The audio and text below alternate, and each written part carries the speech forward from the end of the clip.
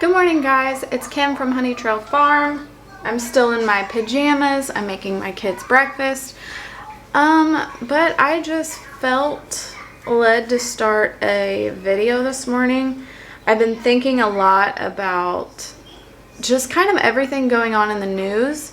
I've been a stay-at-home mom for the last at least 6 years, so I tend to not watch the news. I don't talk to adults about, it's not like I go to work and somebody says, hey, did you hear this? Like, my husband will ask me if I've heard about like something that happened and it's all over the news, and I'm like, no. And he's like, you cannot tell me that you did not hear that. And I'm like, I genuinely don't watch or read the news because everything is just depressing.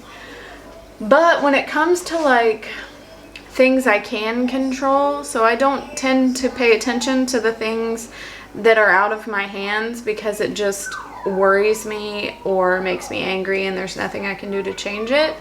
But things on the home front, such as the rising prices of everything, the looming doom of food shortages, of price increases, of just the things that they are tracking that are supposed to happen 4 months from now, 6 months from now, especially going into winter when sicknesses are higher.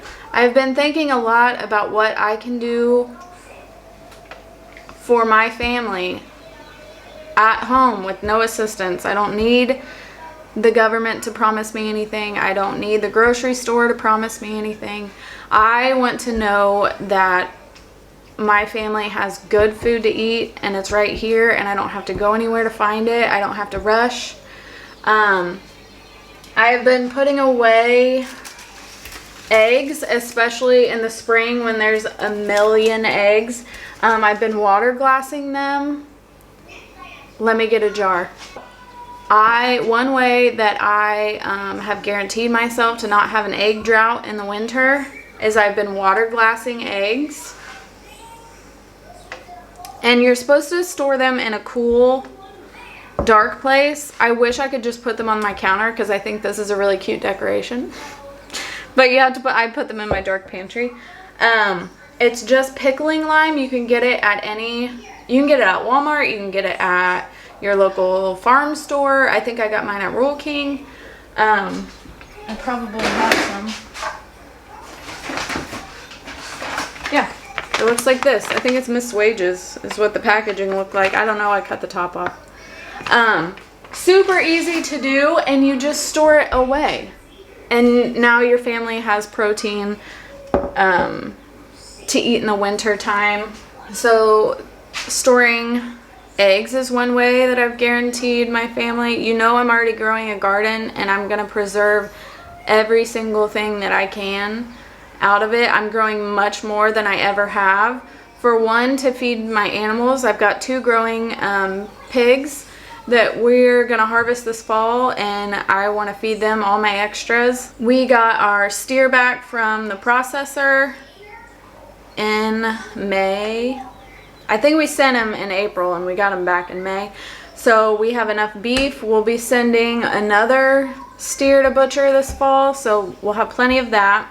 We'll have our own pork. I know that not everybody can do these things, and this is the first year that I'm able to do these things, so I'm really excited to have that.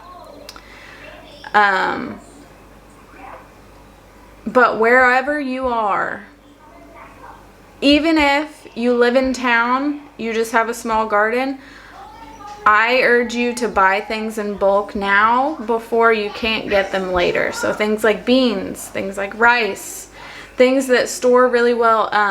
50-pound bags of flour you can put in a tote in your closet under your bed, and you don't have to have fancy anything. I don't have fancy anything. I should probably flip these pancakes. Which leads me to today's video, what I'm going to do. So this spring we were going to order a big batch of meat chickens, and then the avian flu thing came about, and we know it's in hatcheries. We know migratory birds carry it. But I didn't want to introduce things to my flock if I didn't have to. So I have probably like 30 birds, and if I had to cull them all and start all over, that would be awful. So I just skipped it, and I was like, we'll just buy it. But the price of everything is going up, like significantly. And I just woke up this morning and I was like, you know what? I'm gonna incubate some eggs. So that's what I'm gonna do today. I have a mixed flock of Americanas, Easter eggers, brown egg layers, because, you know, I want to have color. Like, look at the beauty in here. But for this, I'm going to try to pick just the brown egg layers and try to do my own meat birds. I know it's not going to be super meaty like the Cornish cross. It's not going to, but if I can just grow 40, because I think my incubator is 40 at a time. If I do 2 or 3 batches, that's all winter's chicken, because the birds will be smaller, and so I probably won't piece very many out. They'll be just whole roasting chickens. But the fact that we would have our own here and we wouldn't have to worry about buying it or if it ran out, and the best time to feed them is in the summer when I can feed them all the abundance from the garden and not just pellets. I haven't ran this idea past my husband yet, but I think it'll be fine. So what I'm gonna do for the next few days, because you can save eggs for up to 7 days to incubate, and I know that I have some specifically from yesterday because because when I collected them I didn't have a bucket and I put them in my hat, so I know these are from yesterday. So I will mark them with a date and put them, I'm going to put them all in this green bucket so I know which ones to save to incubate. I will probably end up doing a couple batches, so I'll load the incubator. It takes 21 days, give or take, to hatch out your eggs, and then when those are done I will immediately put in another batch so that we can have them done before it really gets cold out. In many places, it is still not, I mean, it's the first week of June right now, and it is still not too late to put in a garden. You'll just have a fall harvest instead of a summer harvest. It might be too late to start things like tomatoes and peppers, but I was just at my farm store this weekend, and they had plenty left of tomatoes and peppers. Now, it's not going to be the kind that I grow, the fun ones. But in terms of food sustainability, I mean, a tomato is a tomato. If it comes down to not having any at all, I would much rather have a regular red tomato than none. And with those tomatoes, you can make things for your family like salsa, tomato sauce. This past year, I canned so many tomatoes. I haven't bought a single tomato item at all, and we're still eating off of last year's. Food that you still have time to grow that will last you in the winter. Depending on your area, and you might need to grow a smaller squash, but winter squash to have in your pantry. I know that I'm growing the honey nut this year. I'm really excited about it. I've never grown that, but they're like tiny butternuts that I plan on putting in my freezer. I'm going to do spaghetti squash. Those don't take too terribly long to preserve. A lot of potato varieties are 60 to 90 days. So all you have to do is get on Google your first frost date for your area and count backwards. And that's how you know how much time you have left in your season.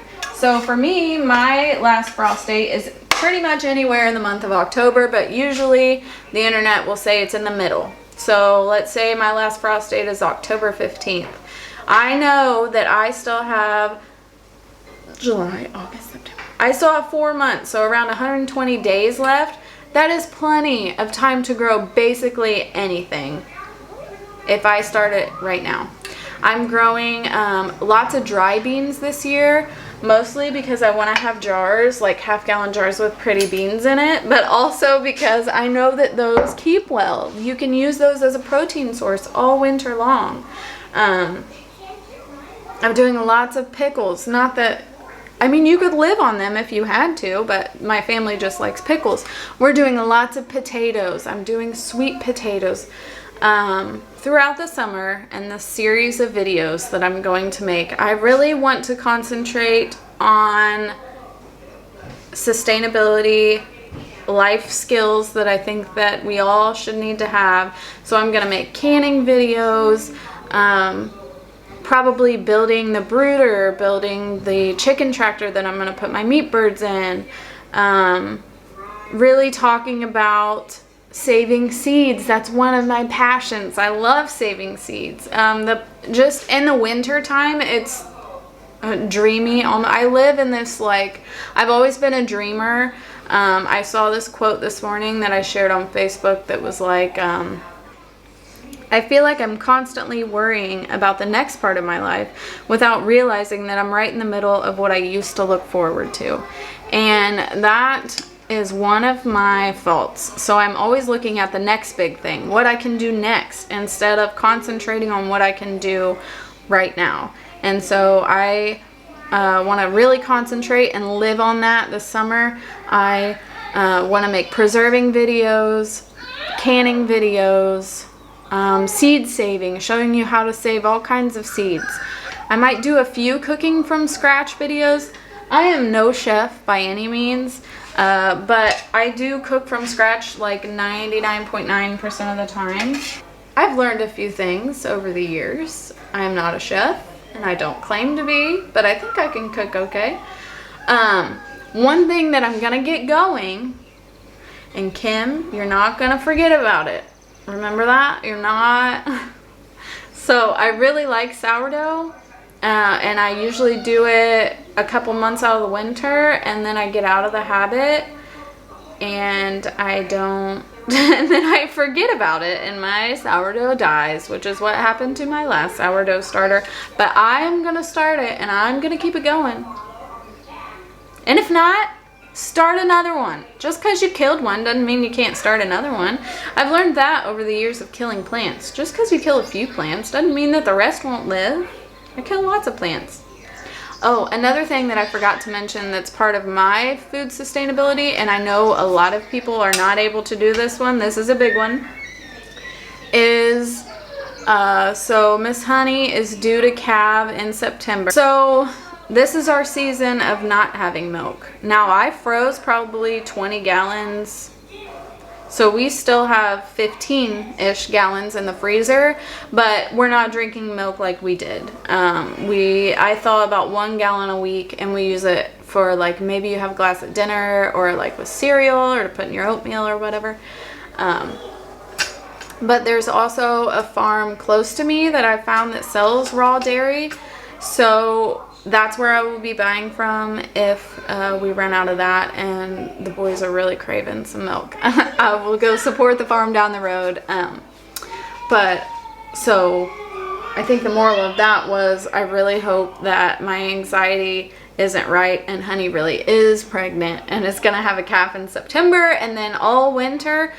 That's another amazing food source. I mean, it takes a lot of work to get that food. But that's one thing that we don't have to worry about. You could literally feed your whole family on just milk products. It wouldn't be a fun time, but you could do it, and you could live and survive and thrive even.